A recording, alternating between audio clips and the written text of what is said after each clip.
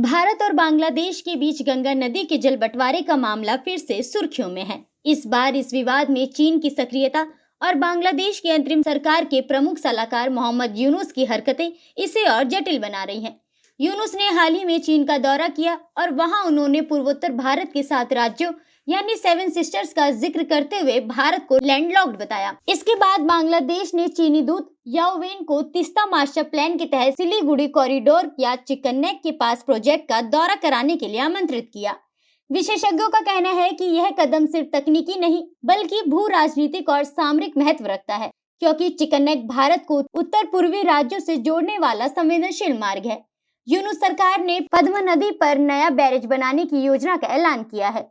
इस परियोजना की लागत करीब 37,836 करोड़ है और इसका उद्देश्य मानसून के समय अतिरिक्त जल संग्रहित करना है और साल भर देश के कई क्षेत्रों में जल आपूर्ति सुनिश्चित करना है। भारत और बांग्लादेश के बीच 1996 की फरक्का जल संधि इस साल समाप्त होने वाली है। बांग्लादेश चाहता है कि शुष्क मौसम में गारंटीड जल मिले, जबकि भारत अपनी घरेलू जरूरतों और पश्चिम बंगाल की मांग को देखते हुए संशोधन चाहता है। सिलीगुड़ी कॉरिडोर यानी चिकन नेक भारत के उत्तर पूर्वी राज्यों का जीवन रेखा मार्ग है। यह सबसे सीमित चौड़ाई वाला हिस्सा है। इसकी चौड़ाई केवल 20 किलोमीटर है।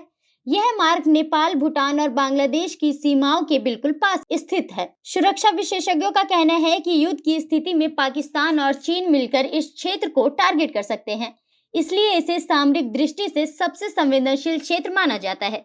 भारत इस पूरे घटनाक्रम पर करीबी से नजर बनाए हुए है। ऑपरेशन सिंदूर के बाद यहाँ चौकसी बढ़ा दी गई है। अमित शाह ने चेतावनी दी, शत्रु को कभी कमजोर ना समझे। गृह मंत्री ने बीएसएफ, सीआरपीएफ, आईटीबीपी, एसएसबी और सीआईएसएफ के जवानों की छुट्टियां रद्द कर दी है और सभी को ड्यूटी पर लौटने के निर्देश दिए गए हैं। यह कदम सीमा पर मादक पदार्थ, हथियार और नकली नोटों की तस्करी रोकने और संभावित घुसपैठ को रोकने के लिए उठाया गया है।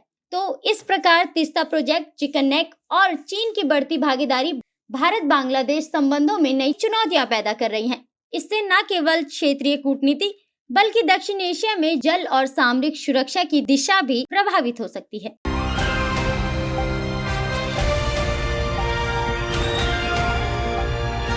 दिल्ली, हरियाणा, उत्तर प्रदेश, राजस्थान की हर खबर के साथ देखते रहिए न्यू इंडिया न्यूज नेटवर्क।